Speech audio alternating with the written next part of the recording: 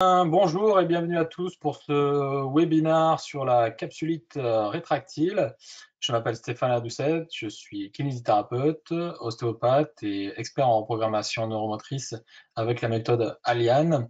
Donc aujourd'hui, je vais vous parler de cette pathologie qui est bien encore aujourd'hui bien mystérieuse, la capsulite rétractile. On verra un petit peu quelles sont les dernières nouveautés, notamment en matière thérapeutique, mais il est vrai qu'encore aujourd'hui, en 2021, c'est une pathologie qui a encore tous ses mystères. Et par rapport aux fans de BP, d'Evidence-Based Practice, eh bien, ils doivent s'arracher les cheveux parce que effectivement, eh bien, on ne retrouve pas grand-chose. On va voir ensemble pourquoi, parce que c'est quelque chose de difficile de mettre en place des études car l'évolution est très longue. C'est de faire une étude randomisée avec des patients, c'est très compliqué. Et donc, effectivement, donc, difficile de voir un petit peu qu'est-ce qui marche et qu'est-ce qui se marche. Voilà. Aujourd'hui, on va prendre ça sur l'angle de cette fameuse reprogrammation neuromotrice et je vous expliquerai ce que peut apporter notamment les inhibitions motrices et la reprogrammation neuromotrice dans la prise en charge de cette capsulite. Eh bien, on va commencer tout de suite, tout simplement par la définition. La définition de la capsulite rétractile, elle est avant tout clinique. Il s'agit d'une limitation des amplitudes articulaires dans tous les plans de l'espace de l'épaule. On a une rétraction progressive de la capsule avec un remaniement histologique bien avéré où on voit que, dans la composition de la capsule, il va y avoir tout un remaniement qui va progressivement entraîner une baisse de l'élasticité de la capsule et donc, comme je vous l'ai dit, une rétraction de cette dernière limitant les amplitudes articulaires. Donc le diagnostic est souvent difficile, on va dire, au départ parce que on a besoin d'éliminer pas mal de diagnostics différentiels et c'est vrai que dans la première phase, il est souvent compliqué, notamment pour les médecins, de faire ce diagnostic de capsulite rétractile parce que, on peut avoir d'autres diagnostics différentiels, comme notamment des raideurs on va le voir, post-chirurgie ou des tendinopathies. Donc voilà, c'est souvent après coup que ce diagnostic de capsulite rétractile est posé.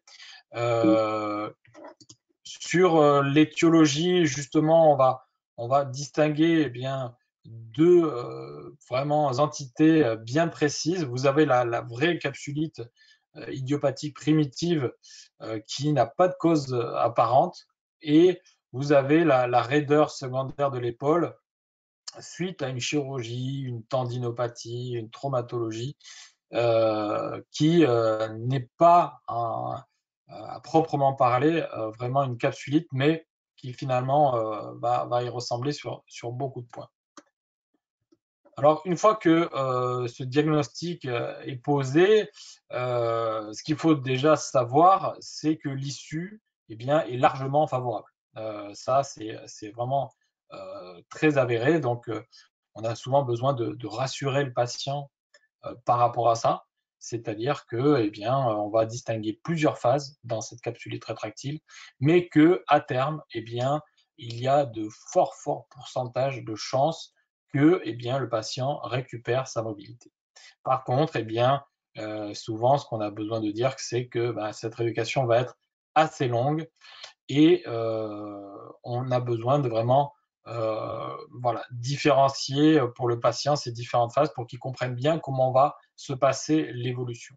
Donc, dans un premier temps, sur les 3 premiers mois, on va avoir une période inflammatoire où ce qui va prédominer, c'est la douleur. Le patient va décrire donc des douleurs qui peuvent aller jusqu'à être très importantes. Et c'est pour ça que c'est difficile, notamment pour le médecin, de poser un diagnostic parce que, il a besoin d'abord d'avoir un diagnostic différentiel pour savoir si on ne passe pas à côté d'autres choses. Puis va venir cette phase de refroidissement que l'on appelle, qui va s'étalonner sur de 3 à 9 mois, où on va avoir une cicatrisation une capsule qui se rétracte avec une cicatrice et des douleurs sévères et donc progressivement cette épaule qui va perdre de la mobilité. La troisième phase, qui dure entre 9 et 15 mois, c'est la phase qu'on appelle l'épaule gelée. Donc là, on a vraiment une raideur assez marquée, mais la douleur commence à diminuer progressivement jusqu'à vraiment quasiment presque disparaître, sauf dans les amplitudes extrêmes. Et ensuite, enfin, cette phase de récupération qui peut aller donc de 15 à 24 mois, vous voyez, on est quasiment à 2 ans, où on va avoir une augmentation de nouveau des amplitudes et cette phase devient de moins en moins douloureuse. Donc, on distingue donc deux phases avec, vous entendrez souvent parler de phase chaude et phase froide. Cette première phase chaude où, eh bien, on parle souvent pour les médecins d'attitude de négligence thérapeutique. J'ai entendu ce terme-là, c'est-à-dire qu'on va plus être dans la surveillance de l'évolution de la pathologie et réagir au cas par cas par rapport à la douleur du patient. Et ensuite, cette deuxième phase, qu'on appelle la phase froide, où on va avoir une raideur marquée de l'épaule, où on va pouvoir commencer aussi à mobiliser le patient et à rétablir les amplitudes articulaires. Sur l'épidémiologie de ces capsulites rétractiles, l'incidence, vous voyez, elle est entre 2 et 5% de la population générale, mais elle peut augmenter jusqu'à 20% chez les personnes atteintes de diabète, car effectivement, il y a une forte corrélation entre cette pathologie et les capsulites rétractiles. Cette pathologie touche très simplement les patients âgés entre 40 et 60 ans, et particulièrement les femmes. Il y a donc des facteurs prédisposants et associés, comme je vous l'ai dit pour le diabète, mais on peut retrouver aussi l'hypothyroïdie, le cancer du sein, un problème cardiaque ou les AVC qui sont reconnus pour augmenter le risque de développer une capsulite rétractile, ce qui fait qu'on compte actuellement à peu près 1,3 million de capsulites par an. Donc, ça n'est pas négligeable. C'est un véritable problème de santé publique parce que, comme vous l'avez vu, c'est quelque chose de très long sur la prise en charge et qui va mobiliser le patient pendant assez longtemps. Par rapport à la prise en charge, eh bien, sur les différentes bibliographies que j'ai retrouvées, donc vous avez les corticoïdes oraux qui ont un effet dans ces capsulites rétractiles, mais aussi au niveau médical, les injections de glucocorticoïdes, mais on s'aperçoit qu'après 3 injections, eh bien, le résultat commence à baisser et beaucoup moins important. Par contre, eh bien, les mobilisations sous anesthésie générale ne fonctionnent pas, comme vous pouvez le voir sur cette étude de 2012. Ensuite, vous avez aussi, on entend pas mal parler actuellement, ce sont les capsulodistensions où on va venir injecter notamment eh bien, ces glucocorticoïdes et ces corticoïdes et en même temps essayer de distendre la capsule. Il semblerait que ça a un effet, mais qui serait peut-être plutôt à court terme. Néanmoins, c'est un effet qui peut être intéressant puisque ça peut nous permettre, nous, en tant que thérapeutes, de eh bien, favoriser la mobilisation et essayer de récupérer à ce moment-là de la mobilité, notamment en élévation. Ensuite, une dernière nouveauté qui est assez récente, puisqu'elle date de l'année dernière, le 2020, lors d'un congrès mondial de radiologie, c'est l'embolisation artérielle de l'épaule. Alors, il s'agit de faire passer un cathéter dans le bras du patient et venir emboliser les artères irriguant l'épaule de manière à calmer l'inflammation. Il semblerait, on est pour l'instant juste à l'état d'étude, que les effets soient assez bénéfiques, notamment sur l'inflammation et la douleur, et voilà, mérite d'être surveillé car peut être intéressant, notamment dans cette première phase qui dit de phase chaude. Au niveau rééducatif, eh bien, l'importance est accordée à la mobilisation et notamment à l'autorééducation du patient, que ce soit sur des mouvements pendulaires ou d'automobilisation. Il est à noter que sur notamment ces études que je vous fournis, et puis vous en aurez aussi à la fin au niveau de la bibliographie, eh bien que c'est l'association de thérapie manuelle et notamment d'injection du glucocorticoïde qui soit la meilleure combinaison possible pour le traitement de ces capsulites rétractiles. L'importance aussi du respect du seuil douloureux dans la mobilisation, car sinon on rentre dans un phénomène irritatif et nociceptif qui ne fait que renforcer la capsulite rétractile. Donc là aussi, les études, par contre, le prouvent bien que, eh bien, il faut une mobilisation non douloureuse avec des grandes amplitudes, mais il faut toujours respecter ce seuil douloureux au niveau du patient. Par contre, dans toutes les études que j'ai retrouvées, pas d'évidence pour l'électrothérapie ou la thermothérapie. Moi, ce que je voudrais vous parler, c'est effectivement, c'est l'inhibition motrice dans la capsulite et ce que ça peut engendrer sur la récupération, notamment de la mobilité de ces patients. Donc, on va commencer par un petit rappel sur ces inhibitions motrices. Les inhibitions motrices, qu'est-ce que c'est? Eh bien, l'inhibition motrice, c'est un mécanisme d'adaptation du cerveau qui fait que lorsque le cerveau va faire une certaine motricité qu'on lui demande, eh bien, il va devoir actionner les muscles et en inhiber d'autres. Donc l'inhibition motrice en tant que telle n'est pas pathologique, c'est un mécanisme normal du cerveau. Par contre, ce qui va devenir pathologique, c'est l'excès d'inhibition motrice que peut engendrer le cerveau, notamment dans les phénomènes douloureux ou de perte de mobilité, comme on peut avoir dans la capsulite rétractile. Non seulement donc, cette inhibition, elle peut toucher la contraction d'un seul muscle, on est plutôt sur un problème analytique, mais elle peut aussi perturber l'activation de toute une gestuelle d'un mouvement, ici donc dans la capsulite, le mouvement notamment d'élévation du bras. Donc cette inhibition motrice va faire qu'on va avoir un enchaînement qui va devenir dysfonctionnel parce que le patient va quand même vouloir essayer de réaliser notamment cette élévation du bras. Et donc, le nouveau mouvement va devenir adaptatif.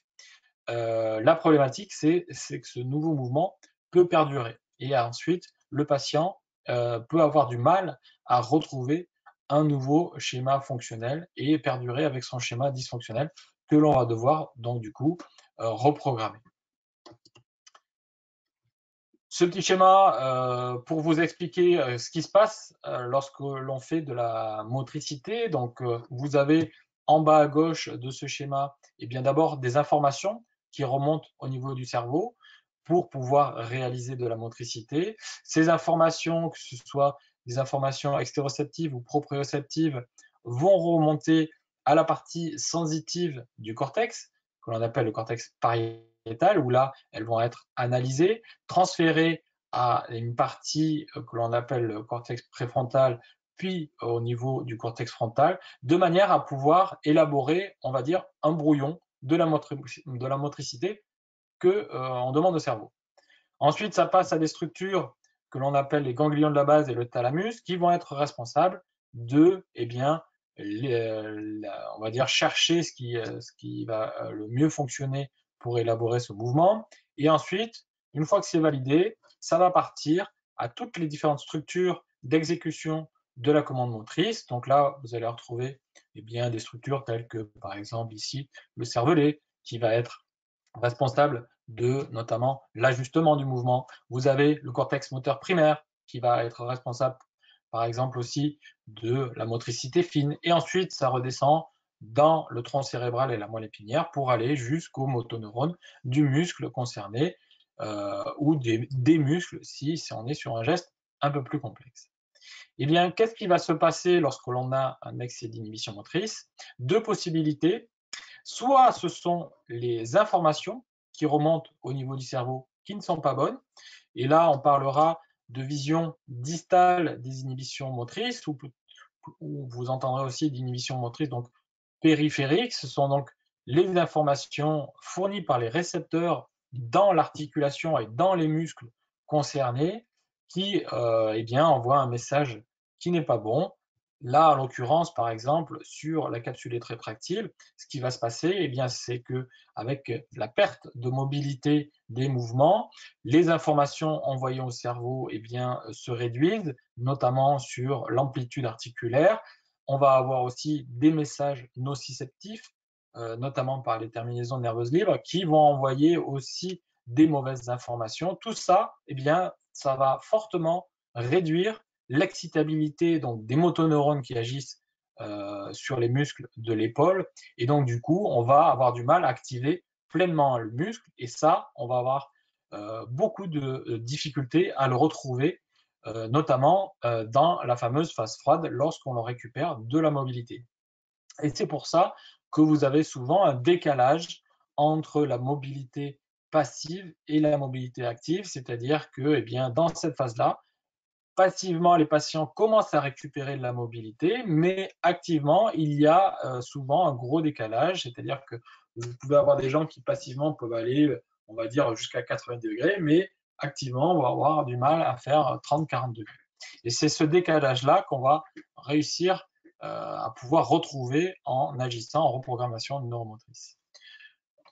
Sur les origines, autre possibilité, eh bien, c'est au niveau central, cette fois, au niveau des ganglions de la base et du thalamus, que le cerveau eh bien, fait barrage à l'exécution du mouvement. C'est-à-dire que, eh bien, on est sur une vision plutôt proximale, où on parlera aussi d'inhibition motrice centrale. Ces structures bloquent le passage du mouvement, soit par eh bien, des messages comme la douleur, l'appréhension, qui fait que on parle aussi des fois de kinésiophobie hein, chez ces personnes-là, c'est-à-dire que des gens, ils ont tellement été douloureux que eh bien, ils ne veulent plus ou ils ne peuvent plus se servir de leur épaule. Et là, on est souvent assez démunis face à ces patients-là. Il existe peu de thérapeutiques permettant d'agir sur ces inhibitions motrices d'origine centrale, mais on verra que grâce à la reprogrammation neuromotrice, il existe désormais une solution.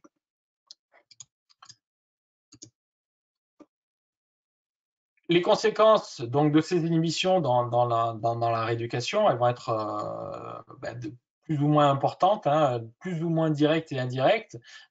Directes sur l'articulation, bien sûr, concernée, mais aussi indirectes, puisqu'on est face à des schémas compensatoires du patient qui va avoir du mal, par exemple, à lever le bras, qui va, eh bien, souvent, hein, par exemple, actionner le trapèze pour lever l'épaule, pour essayer de lever le bras, avec tout ce que ça peut entraîner, notamment sur le rachis cervical et le rachis dorsal, avec des douleurs qui apparaissent. Vous allez avoir des patients qui vont incliner le tronc.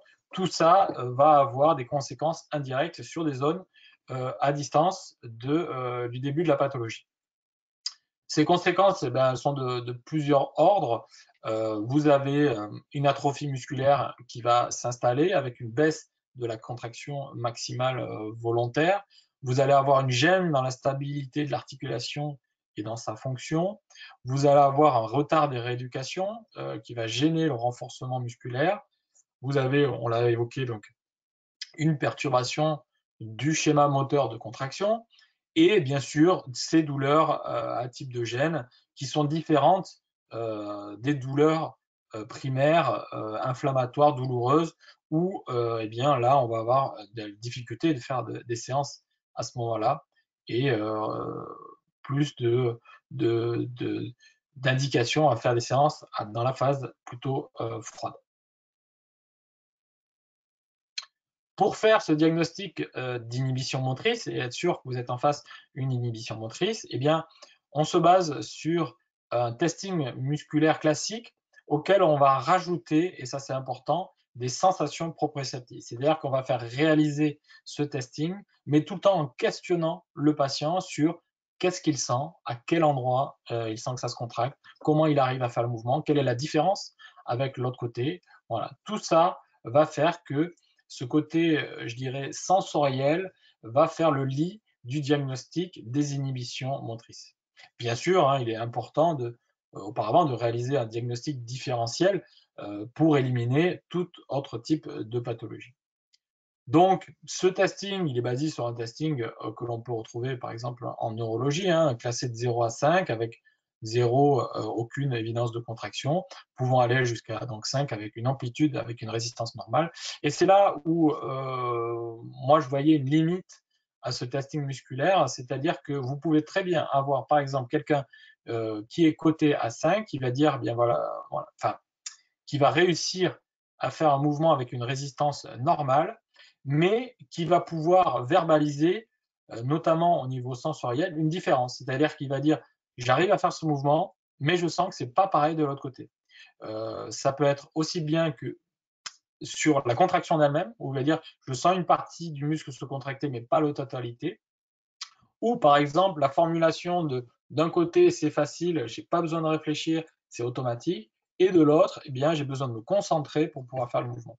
Voilà, c'est ce niveau-là que je trouve qu'il manquait, notamment cet aspect sensoriel et neuromoteur que l'on va rajouter pour faire le diagnostic des inhibitions motrices.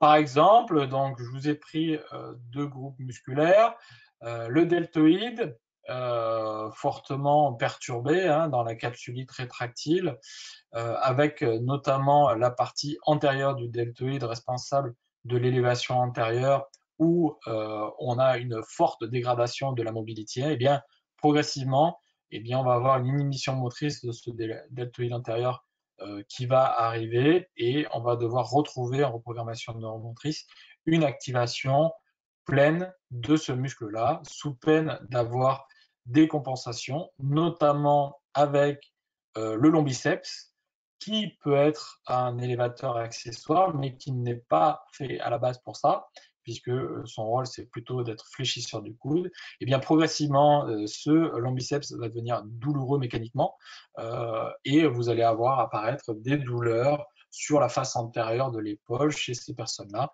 par inhibition du deltoïde antérieur. Donc pour le tester, eh bien, on va se positionner, vous le voyez sur la photo, derrière le patient. On place une main sur la face externe du coude, l'autre main va contrôler l'articulation de l'épaule et on va demander soit au patient d'écarter le bras contre résistance, soit on va faire un break test, on va demander au patient de résister. Et là, comme je vous l'ai dit, l'important, ça va être de questionner le patient directement, sans induire quoi que ce soit, quelles sont ses sensations quand il fait ce mouvement. Bien sûr, on le fait en controlatéral pour avoir un référentiel. Donc là, le patient va décrire que, par exemple, d'un côté, alors souvent ce qui apparaît en premier, hein, c'est le manque de force. C'est-à-dire que le patient, il va décrire que, il a beaucoup moins de force d'un côté par rapport à l'autre. Il va y avoir des gênes, des tensions, des douleurs. Donc tout ça, on a besoin de le noter et que le patient verbalise au maximum. Il a besoin de se focaliser. C'est pour ça que je disais qu'il ne faut pas induire. Si un patient a du mal à décrire, on peut par exemple lui faire palper l'endroit ou le focaliser sur un endroit en disant voilà, à ce niveau-là, est-ce que vous sentez quelque chose se contracter par rapport à l'autre côté, etc. Donc on a besoin que le patient commence à verbaliser parce que quelque part on est déjà dans la thérapeutique. C'est-à-dire que le cerveau va commencer à focaliser une attention sur un déficit et donc du coup va mettre en place des mécanismes pour déjà essayer de réduire ce déficit.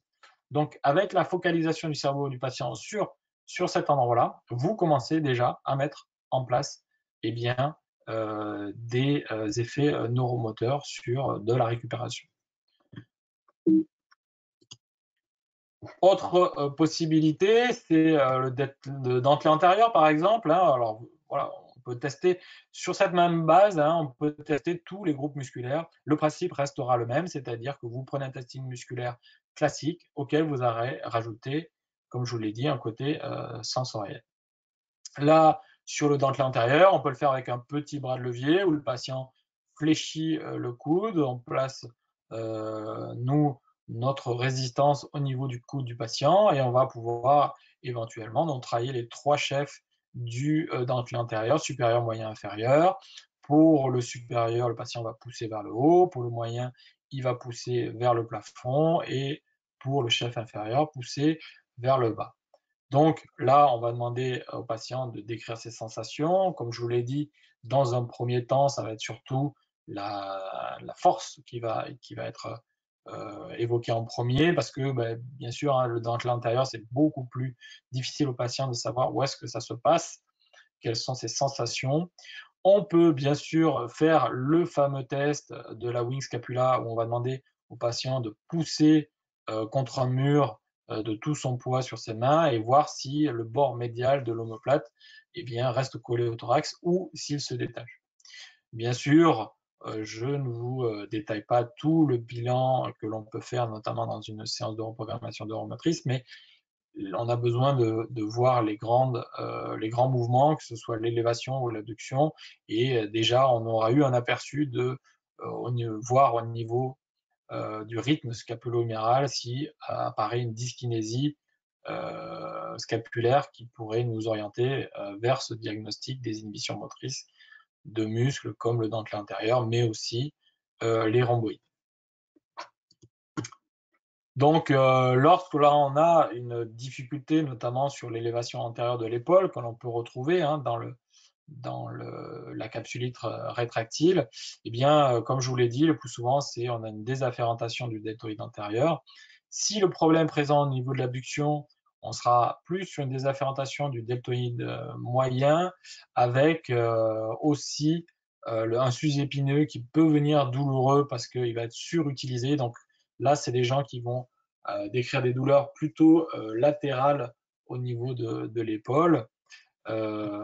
Et puis associé à tout ça, eh bien aussi, on peut avoir donc cette inhibition motrice au niveau des stabilisateurs de la scapula dont je vous ai parlé, que ce soit le deltoïde antérieur et le rhomboïde. Donc, il est souvent intéressant d'ailleurs d'aller, pour ma part, hein, c'est comme ça que je fais ce genre de séance, d'abord travailler sur les stabilisateurs de la scapula parce qu'on s'aperçoit qu'une fois que la scapula est bien stabilisée, déjà les patients vont récupérer pas mal de mobilité, notamment sur l'élévation antérieure.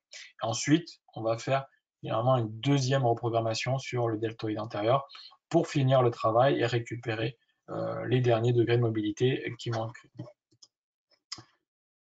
Donc, ces fameuses séances de reprogrammation neuromotrice, sur quoi donc elles se basent? Eh bien, la reprogrammation neuromotrice, donc il s'agit d'un procédé neurophysiologique qui permet de travailler sur voilà, 3 modes, on va dire, pour lesquels on est sollicité. Soit on a quelqu'un qui n'arrive plus du tout à faire un mouvement, et là, on doit carrément faire acquérir un automatisme moteur au patient. Soit on a un mouvement qui est, comme je vous l'ai dit, dysfonctionnel, et dans ce cas-là, on va corriger le mouvement. Soit on a un geste qui est bon, mais on veut le rendre le plus efficient possible. Et là, on est plus sur de la gestuelle, notamment chez les sportifs, où on veut avoir un geste le plus optimal possible. Donc pour cela, on va se servir d'un triptyque. Ce triptyque, vous l'avez ici. On va se servir d'un triptyque pour faire ces séances de reprogrammation normatrice. Un, c'est la proprioception. En 2, c'est l'imagerie mentale. Et en 3, les sons de basse fréquence. Donc, pris indépendamment, ces 3 modes sont largement étudiés. Bien sûr, on va revenir les uns après les autres, mais voilà, souvent là où on nous pose le plus de questions, ce sont ces fameux sons de basse fréquence et l'apport des sons de basse fréquence. Mais comme vous allez le voir, ce sont des sons qui ont été déjà assez étudiés. Donc la proprioception en premier, eh bien, on aura commencé déjà finalement à faire ce travail-là dans notre bilan, puisque je vous ai dit qu'on avait fait verbaliser le patient au maximum sur les sensations qu'il peut avoir lorsqu'il réalise ce mouvement.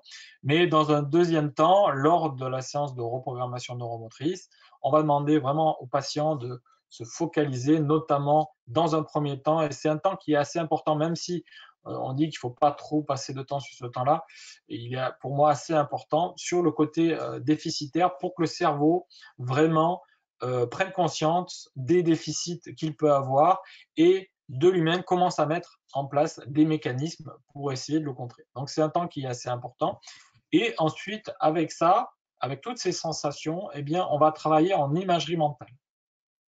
L'imagerie mentale, donc, c'est quelque chose de maintenant très, très, très courant, qui nous est venu plutôt du monde du sport, mais avec beaucoup maintenant d'applications dans le monde pardon, de la rééducation. Pourquoi? Eh bien, tout est parti de cette étude d'Anakawa en 2008, qui, grâce à l'IRM fonctionnel, a pu prouver que, eh bien, quand on imaginait un mouvement, comme vous pouvez le voir ici sur la partie 2 de l'image en turquoise, avec les différentes structures qui s'allument lorsque l'on imagine un mouvement. Donc, eh bien, vous avez en mauve lorsque les structures qui s'allument lorsque l'on fait réellement le mouvement.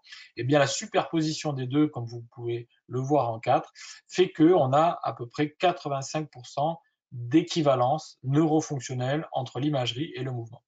Ça veut dire que, eh bien, lorsque j'imagine un mouvement, je vais activer des schémas de connexion qui sont aussi ceux responsables de l'élaboration du mouvement. Donc ça a plusieurs intérêts. Un premier intérêt, c'est que ça permet de travailler hors action, c'est-à-dire qu'un mouvement, par exemple, qui serait difficile et douloureux, on peut très bien travailler en imagerie mentale, en l'occurrence ici en imagerie motrice, eh bien, on peut très bien travailler en imagerie motrice ce mouvement et donc activer des schémas de connexion qui vont nous servir à récupérer ce mouvement. Deuxième chose intéressante dans le travail en imagerie mentale, eh bien, c'est la capacité, donc du coup, à faire un mouvement de façon le plus optimale possible, alors qu'en réalité, eh bien, on n'y arrive pas. Dans la capsulite, hein, bien sûr, nous avons cette perte de mobilité qui fait que le patient, eh bien, au lieu de lever le bras à 180 degrés, eh bien, va avoir une limitation qui fait que, eh bien, il peut aller que jusqu'à, dans un premier temps, à des degrés très bas. Eh bien, en imagerie mentale, il va être capable de s'imaginer en imagerie motrice le mouvement complet et donc, du coup, arriver à activer ces connexions et ces schémas de connexion neuronales qui, au préalable, du coup, eh bien, étaient un peu taris et donc, du coup, avaient du mal à le récupérer. Eh bien, en réactivant ces schémas de connexion, le cerveau va retrouver comment faire ces connexions et donc, du coup, va permettre au patient de récupérer beaucoup plus de mobilité et beaucoup plus rapidement aussi. Troisième triptyque, celui pour lequel on nous pose beaucoup de questions, c'est ces fameux sons de basse fréquence. Donc, ces sons de basse fréquence, ils sont là pour mettre le cerveau du patient dans un certain état et on va avoir deux types de sons pour y arriver. Nous avons des sons dits pulsés, donc ce sont des sons qui sont sur une gamme de fréquences assez donc basse, 50-150 Hz. Ces sons, ce sont des sons qui vont revenir cycliques toutes les 8 secondes. Pourquoi? Parce qu'ils sont calés sur le mode alpha du cerveau. Vous savez que le cerveau fonctionne avec des ondes alpha, bêta, gamma et les aires motrices du cerveau préférentiellement se servent de ces ondes alpha. Donc, on va se caler sur ces ondes alpha et ce qui va arriver, c'est que le cerveau du patient va se mettre en hypovigilance. Alors, l'hypovigilance, ça peut sembler surprenant de mettre le cerveau du patient en hypovigilance, mais en fait, cette hypovigilance, c'est une hypovigilance du monde extérieur. Par contre, on est sur une hyperconcentration du cerveau sur une tâche. Souvent, je donne l'image, par exemple, d'une hypovigilance, c'est vous êtes en train de conduire, vous êtes en train de penser à quelque chose et vous apercevez que la route a défilé et que vous n'étiez pas forcément attentif à ce qui se passait. Eh bien, c'est ça, l'hypovigilance, c'est-à-dire que le cerveau est concentré sur une tâche, il en oublie un petit peu le monde extérieur. Donc nous, on va se servir de cet état-là pour pouvoir ancrer profondément eh bien, ce que l'on va faire dans la séance, notamment en reprogrammation neuromotrice. Le deuxième type de son, on appelle ça le son associé au son d'ancrage, c'est un son choisi par le patient qui va l'accompagner dans tout son travail de reprogrammation neuromotrice, c'est-à-dire qu'à chaque fois que l'on voudra que le patient retienne quelque chose de vraiment précis, on actionnera ce son pour que le cerveau, si vous voulez, c'est un stimulus pour que le cerveau se dise, ben voilà, ça, je vais le retenir et je vais l'ancrer. On a besoin d'avoir tout ça parce que sinon, eh bien, toutes ces informations vont rester superficielles et sinon le patient va perdre tout ce qu'il aura réussi à acquérir dans la séance progressivement. Alors que là, lorsque l'on fait ce genre de séance de reprogrammation neuromotrice, eh bien, on s'aperçoit que tout ce que l'on aura fait va devenir pérenne et perdurer. Et le patient va notamment aussi continuer à progresser puisqu'on aura activé des schémas de connexion et donc le patient va pouvoir continuer à progresser par la suite. Quelles sont les limites de cette reprogrammation neuromotrice? Eh bien, vous allez avoir donc les capacités cognitives parce que eh bien, le patient, comme je vous l'ai dit, a besoin de verbaliser, donc il doit être en état de pouvoir verbaliser toutes ses sensations, il doit être en état de comprendre tout ce que l'on lui demande aussi. Les atteintes mécaniques dans le sens où les atteintes eh bien, de la commande motrice que l'on a vu, si on a une lésion nerveuse, si on a une lésion de moelle, si on a une lésion du tronc cérébral, si la commande motrice ne passe pas, forcément, vous vous en doutez, eh bien, on ne pourra pas faire de reprogrammation neuromotrice. Et puis, les patients hyperalgiques, dans le sens où lorsque la douleur est trop présente, le patient est trop centré sur la douleur et n'arrive pas à faire remonter d'autres sensations que cette douleur. Donc, c'est vrai que on dit souvent que eh bien, dans la phase chaude, ce n'est pas la phase la plus intéressante pour faire ce genre de séance. Ce à quoi je mettrais un petit bémol parce que il m'est arrivé de faire des démonstrations de reprogrammation neuromotrice sans savoir quel patient j'allais avoir et de me retrouver face à des patients en phase chaude de capsulite rétractile. Eh bien, voilà, un patient qui est dans cette phase-là, la capsule est rétractée, vous ne pouvez pas aller au-delà passivement. Mais par contre, le patient est très douloureux, il y a une certaine kinésiophobie et il y a toujours quand même un décalage entre la phase passive et active. Eh bien, vous allez réussir à avoir une récupération de cette appréhension, un effet notamment sur la douleur qui semblerait être peut-être intéressant. C'est pas là où vous allez récupérer toute la mobilité, mais les patients étaient assez positifs dans les effets, dans le sens où eh bien, ils n'avaient plus peur de se servir. Ça peut avoir un effet pour continuer à maintenir de la mobilité chez ces patients-là pour que ce soit pas douloureux, en tout cas. Je vais vous présenter quelques cas de prise en charge et de patients. Vous avez par exemple cette patiente qui a une atteinte assez particulière parce que vous allez le voir sur la vidéo. Hop. Ça, vous allez faire Je une vais élévation enlever du le son.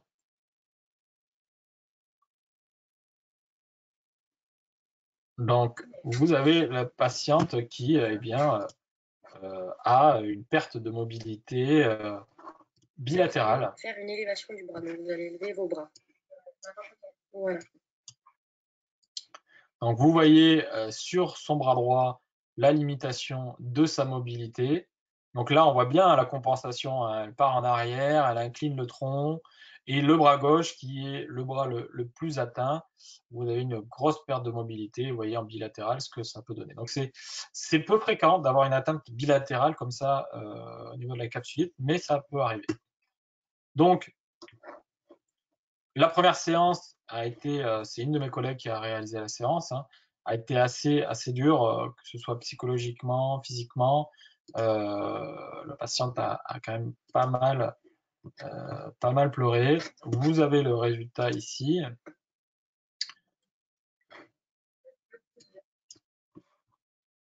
Donc là, vous voyez qu'elle a le casque, puisqu'elle sort de la reprogrammation neuromotrice avec les sons. Et donc, vous voyez sur une première séance, le résultat est assez intéressant avec une mobilité eh bien, qui dépasse 90 degrés, alors qu'elle était de quasiment 40 degrés. Donc ça, c'est le résultat en une séance, hein.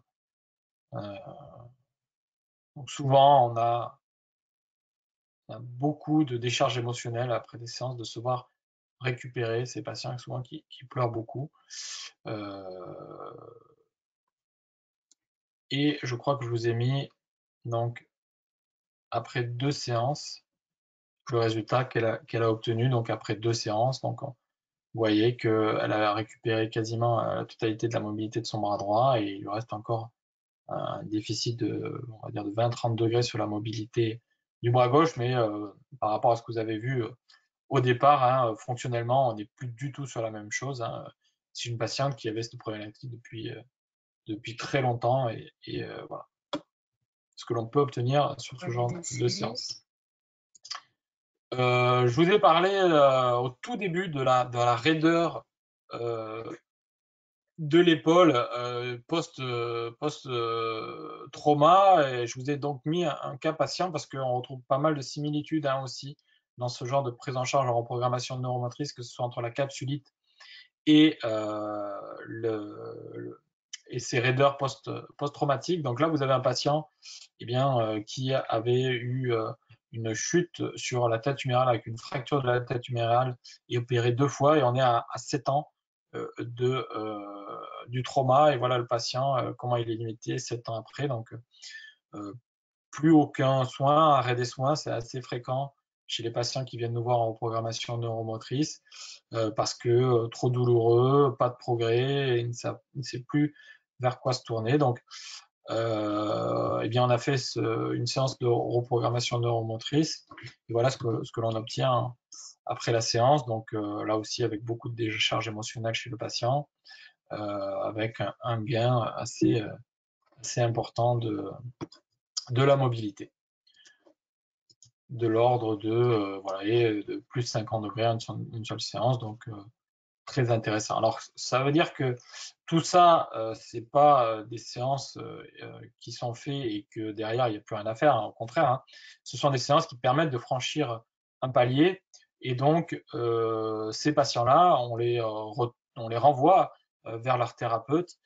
pour potentialiser et maximiser. Et ça, c'est très important. C'est-à-dire que on a actionné des schémas de connexion. Le cerveau, de nouveau, sait comment faire de la motricité, mais ça, on a besoin ensuite de continuer à le travailler pour déjà continuer à progresser en mobilité, et puis pour que vraiment le cerveau, eh bien, puisse le faire de façon automatique. Donc souvent les patients me demandent, mais je fais ce genre de travail jusqu'à quand? Bien, je leur dis, ben, c'est bien simple, hein, la facilité que vous avez du côté droit quand vous me décrivez que c'est facile, que vous n'avez pas besoin de vous concentrer pour faire ce mouvement, et bien quand vous aurez la même du côté gauche, c'est que ce travail-là est terminé.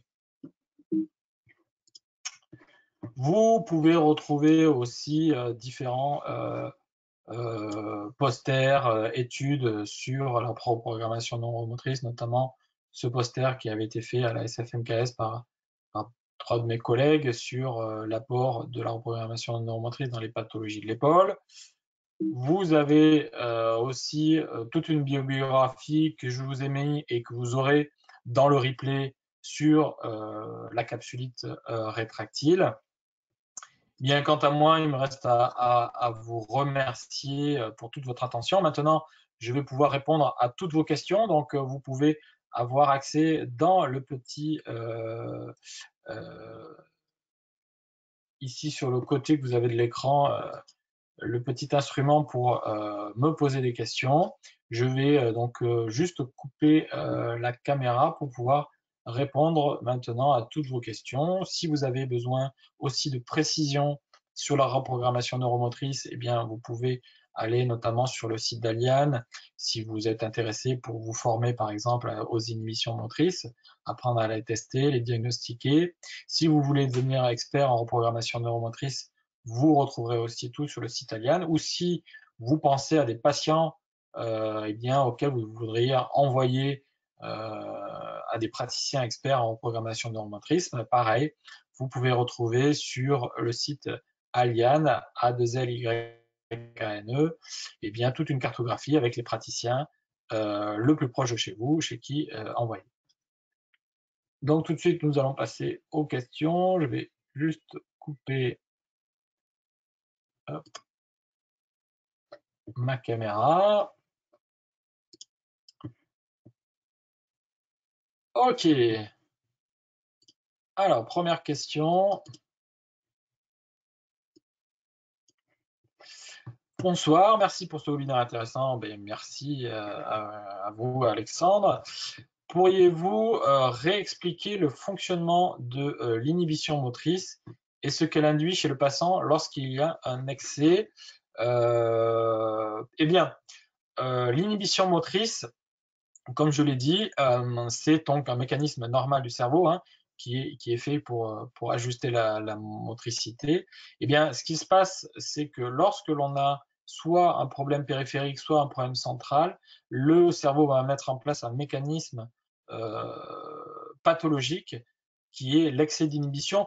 On pourrait ramener ça un petit peu à eh bien, l'inflammation, par exemple. Hein. L'inflammation, c'est un mécanisme normal. Ça amène plein de structures pour pouvoir réparer les différentes zones lésées. Ce qui va devenir pathologique, eh bien, c'est l'excès d'inflammation. Ben, ça, c'est un peu le même principe. C'est-à-dire que eh bien, le cerveau met en place un mécanisme. Quelque part, il pêche par excès. Cet excès d'inhibition motrice va perdurer, ce qui va avoir un effet sur la motricité de nos patients. Et bien du coup, le cerveau va avoir du mal à revenir à son schéma antérieur. Et donc du coup, eh bien, on a besoin de traiter ceci, sinon, eh bien, on va avoir un schéma dysfonctionnel, des patients qui ont une perte de motricité, des patients qui vont avoir du mal à actionner pleinement le muscle. Et ça, vous le retrouvez sur plein de types de pathologies. Hein. Là, ce soir, on a parlé de la capsulite rétractile, mais on peut avoir tout problème, par exemple, d'instabilité, que ce soit cheville, genou, instabilité du bassin, avec beaucoup d'inhibition motrice, notamment au niveau du moyen fessier, avec tout ce que ça peut entraîner sur les articulations sus et sous-jacentes, sur des douleurs au niveau du genou, mais aussi des douleurs au niveau du rachis lombaire.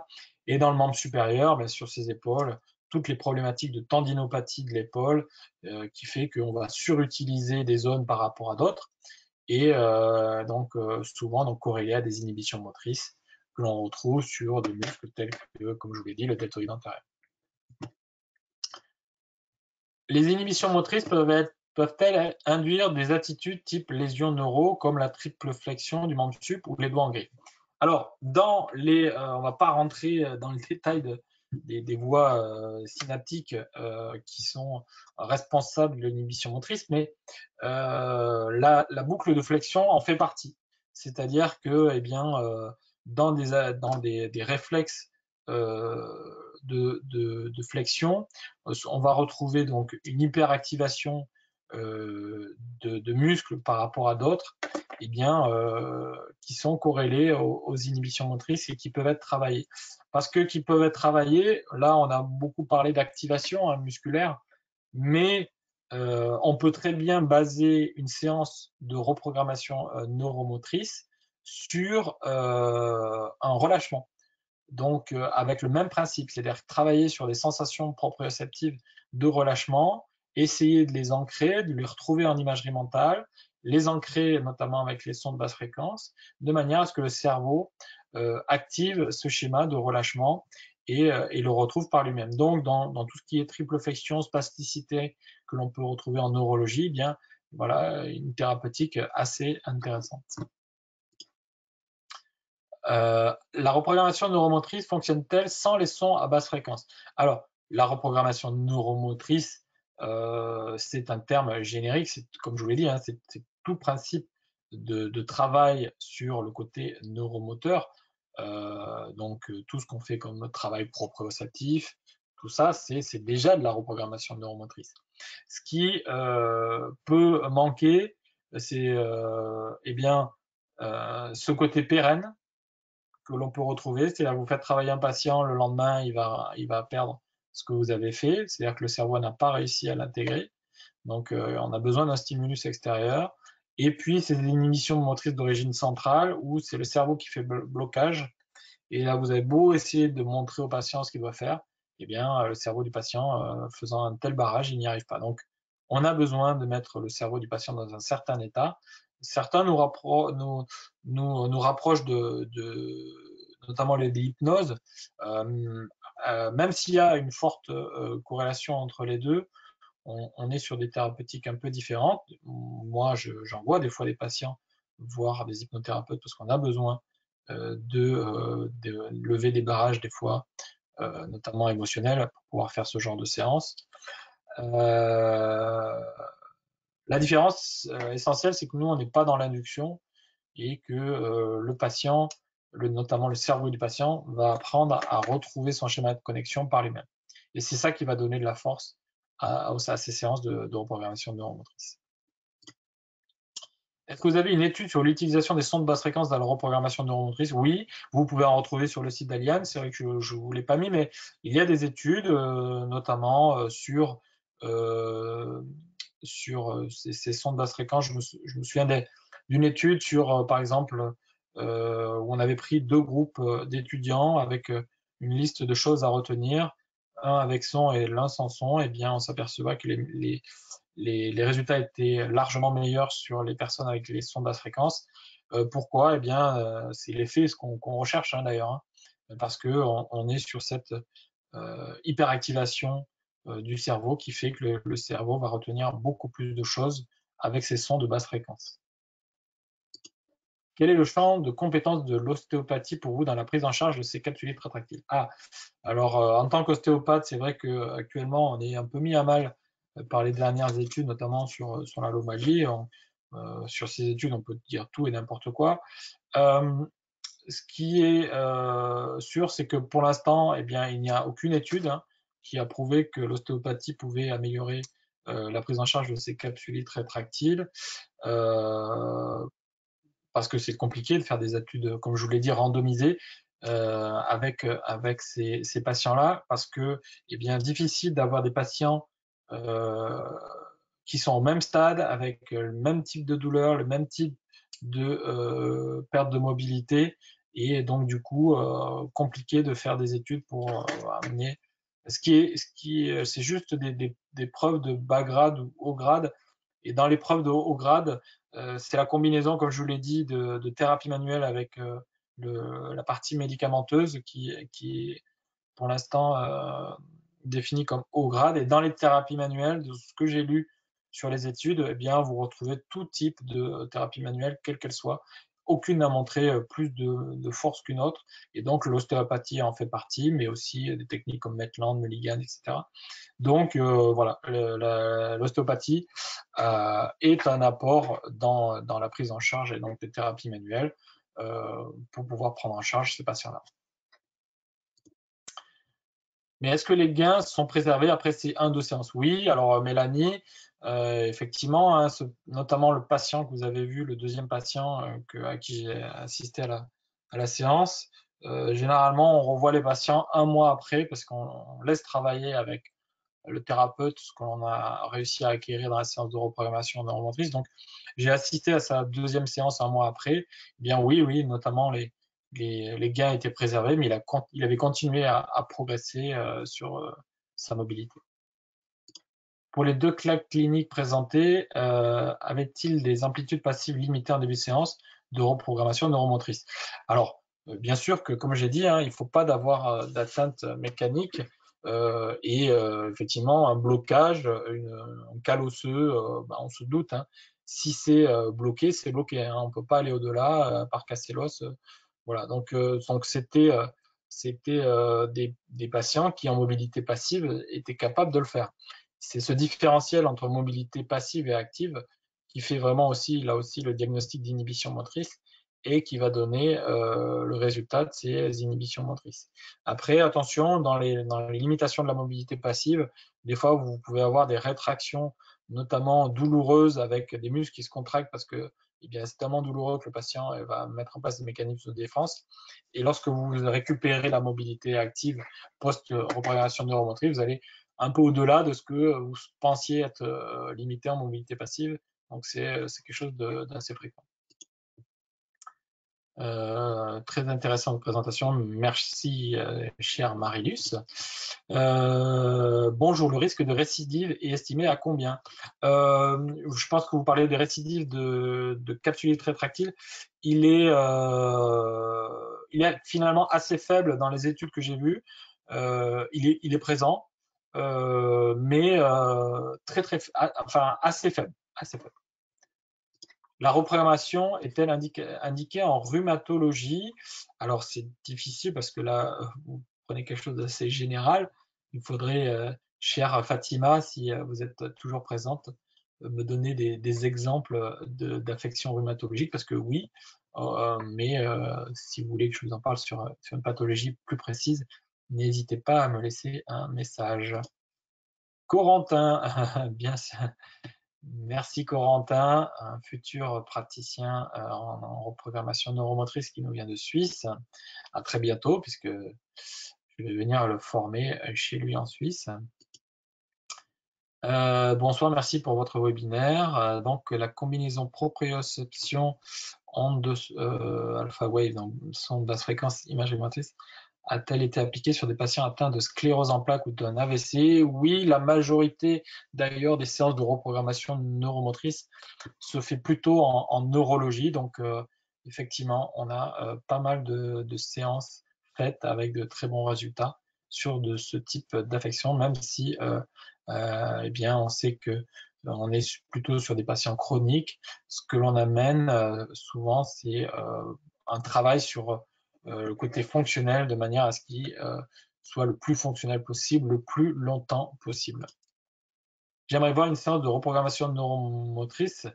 Comment vous faites en pratique? Eh bien, chère Nora, je ne sais pas où est-ce que vous exercez, où est-ce que vous habitez. Ça serait avec grand plaisir.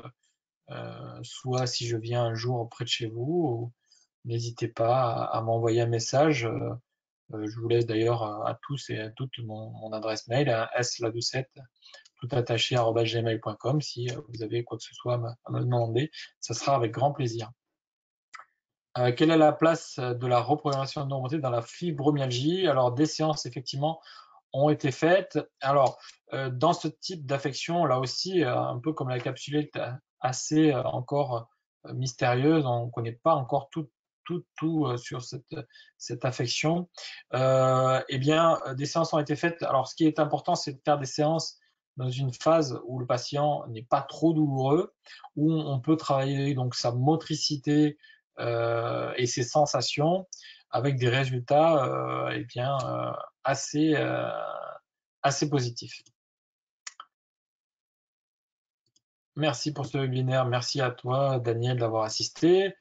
Carla, bonsoir. Merci, très intéressant. Avez-vous des patients où ce type de thérapeutique ne fonctionne pas? Et si oui, sur quelle pathologie? Eh bien, c'est les limites que j'ai évoquées. Hein, tous ces patients où on a une atteinte de l'exécution de la commande motrice, eh bien, on est limité. Sur les patients avec aussi des atteintes cognitives trop marquées, eh bien, là aussi, on va être limité. Chez les patients avec des douleurs trop importantes aussi, voilà. Donc, on a besoin de faire un bilan, notamment de toutes ces problématiques-là pour savoir si le patient va être apte à faire une séance de reprogrammation neuromotrice. On va faire aussi notre diagnostic d'inhibition motrice, voir si on n'est pas en face d'une pathologie donc nécessitant d'être réorienté. Donc, c'est pour ça qu'on a besoin de faire aussi un diagnostic différentiel, auquel cas on va réorienter le patient soit chez son médecin, soit chez son thérapeute en disant voilà, si j'ai besoin de précision ou ce patient-là n'est pas apte à faire séance de reprogrammation neuromotrice. Comment expliquez-vous la montée d'émotions si forte lors des séances que les patients pleurent? Eh bien, souvent, cette décharge émotionnelle, elle est due à un fort degré eh bien, d'attente du patient, avec un résultat tellement surprenant et bluffant que eh bien il a du mal à se maîtriser. Et quand je dis que voilà, c'est une montée d'émotion, c'est une émotion positive, hein. ils sont tellement heureux de voir qu'ils peuvent de nouveau progresser que, eh bien, on a besoin de faire progressivement revenir le patient à un état émotionnel apaisé dans un premier temps, dans la phase qu'on appelle la phase d'ancrage dans une séance de reprogrammation neuromotrice. Donc après, voilà, on n'a pas tout le temps, moi j'appelle ça les séances waouh, on n'a pas tout le temps cet effet waouh parce que des fois on est sur une séance de reprogrammation neuromotrice sur quelque chose de vraiment bien précis où on va travailler quelque chose qui va vraiment nous amener quelque chose dans la suite de la rééducation du patient où on va aussi faire des séances qui va être un booster de récupération pour le patient. Voilà, donc on n'a pas tout le temps des patients, je vous rassure, qui pleurent. Hein. Bonjour, merci pour ce webinaire. Une telle amélioration des appuis en liaison prouve que la cause primaire est neuromusculaire. Pourquoi parle-t-on encore de rétraction capsulaire d'un point de vue histologique, j'entends? Alors parce que, eh bien, ces séances, comme je vous l'ai dit, ils ont été réalisés plutôt dans la phase, les deux, enfin non, l'autre n'étant pas une capsulite, mais la première patiente, on était dans une phase froide et donc pas en état de rétraction capsulaire, car cette phase-là chaude, histologiquement, elle est vraiment bien avérée. Hein. Toutes les études le montrent et le prouvent qu'il y a ce remaniement. Toujours, comme je vous l'ai dit, mystérieux, hein, parce que la vraie capsulite idiopathique primitive, elle est sans cause apparente, hein, où on ne retrouvait pas de traumatologie vraiment clarifiée, ou sinon c'est qu'on est sur plutôt une raideur post-traumatisme. Et donc, du coup, eh bien, voilà, on va plutôt décaler ce genre de séance à ce moment-là. Pour le patient qui a gagné 50 degrés en une séance, j'ai bien compris, comment cela se passe-t-il après la séance? Le gain reste ou il y a une diminution? Mais non, j'ai répondu à la question. Le patient avait continué à progresser après la séance. Donc, comme je vous l'ai dit, l'important, c'est de potentialiser, de maximiser ce travail-là. Donc, le patient va avoir vraiment deux types de conseils. Ça va être continuer à travailler en imagerie mentale parce que eh bien ça va continuer à alimenter les schémas de connexion jusqu'à les rendre automatiques. Et puis, dans le travail avec le thérapeute, d'être bien focalisé sur ses sensations et ce qu'il aura travaillé en reprogrammation neuromotrice. Bonjour, si nous avons une idée au sujet d'un TFE, alors je ne sais pas ce que c'est un TFE, comment pourrait-on vous joindre? Alors, bien, je vous redonne mon mail, hein, sladoucette@gmail.com.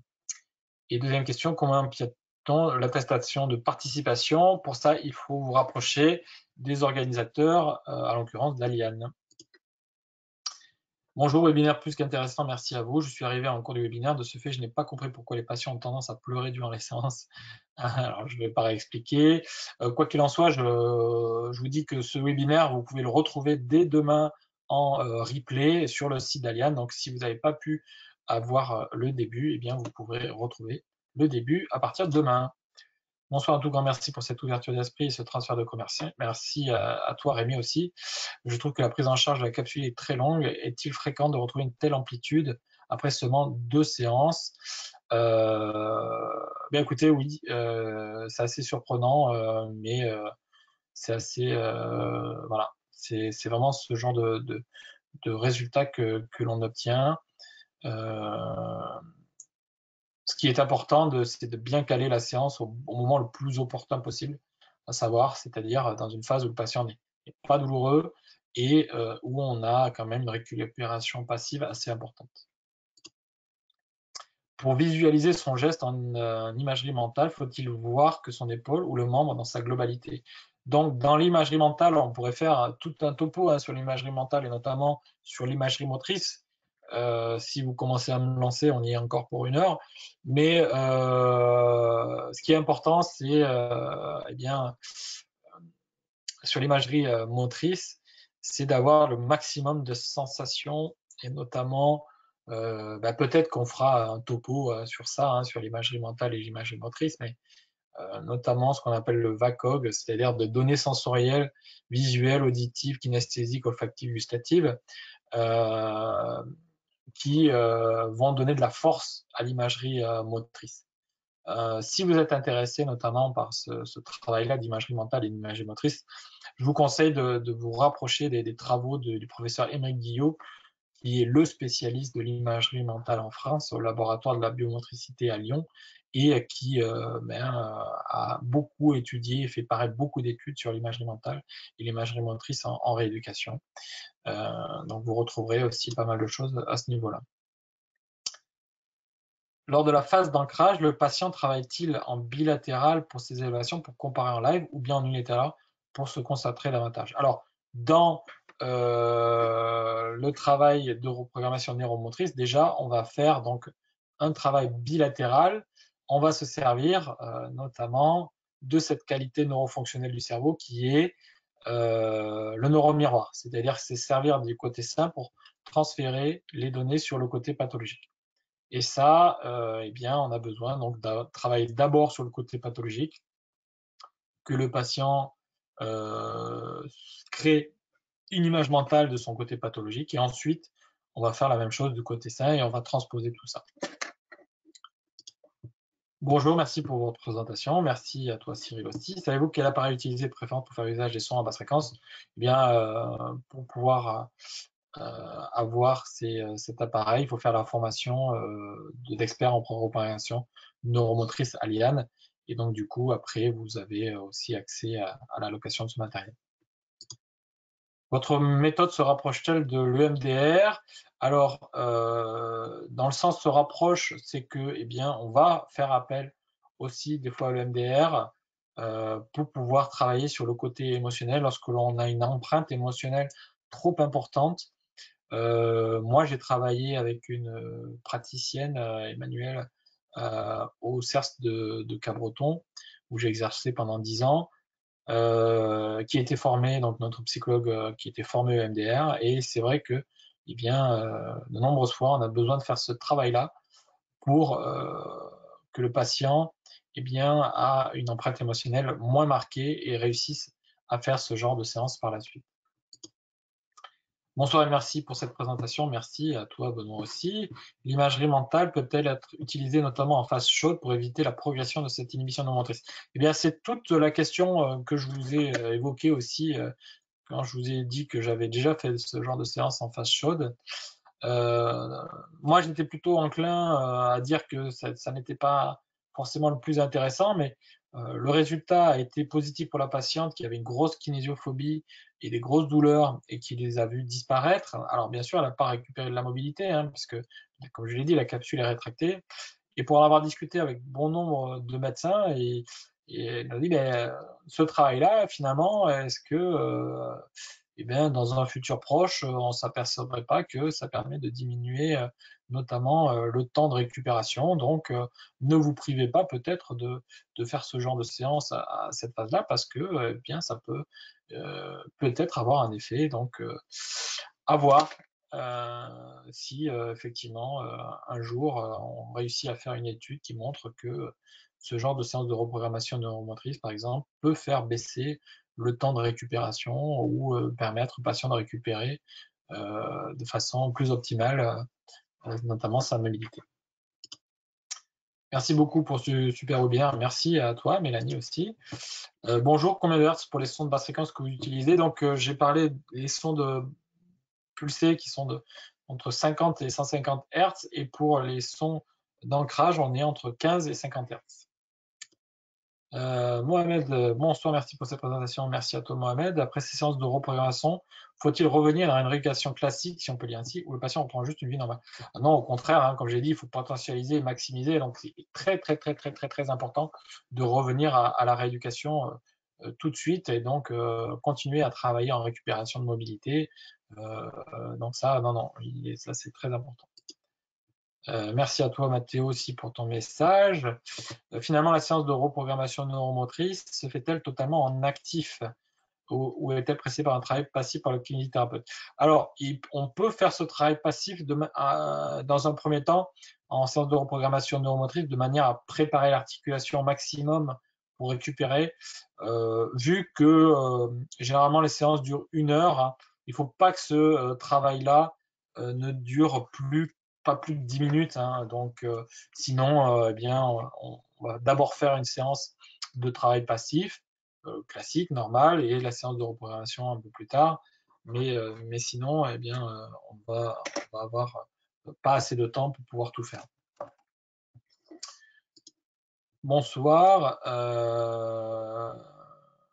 Ouda. Alors, tu me donnes ton mail, c'est gentil, mais je ne sais pas quoi en faire. C'est gentil, alors je sais pas si. Ensuite, Marie, merci pour la présentation. Merci à toi, Marie. La reprogrammation neuromotrice pourrait-elle être envisagée dans la prise en charge de l'algoneurodystrophie? Bien, comme pour aussi la fibromyalgie, ça a été fait, hein, ce genre de séance avec des bons résultats aussi. La problématique, comme je l'ai dit, c'est la douleur. Et donc, il faut que les sensations que le patient arrive à verbaliser soient différentes de la douleur. Donc, il faut caler ce genre de séance vraiment dans un temps où le patient est le moins douloureux possible. Merci Ouda, merci Iman pour vos messages. Merci Stéphanie aussi, Tiffany, Linda. Bon ben voilà, très bien. Je pense qu'on arrive à la fin des questions. Il me reste à vous remercier, à vous tous ceux qui sont restés. Je vous dis à très vite pour d'autres webinars sur bien ce monde pour moi hyper intéressant que sont les neurosciences, qui pour moi eh bien, va être la rééducation des prochaines années. Donc merci de vous y intéresser et je vous souhaite à toutes et à tous une bonne soirée et à très bientôt.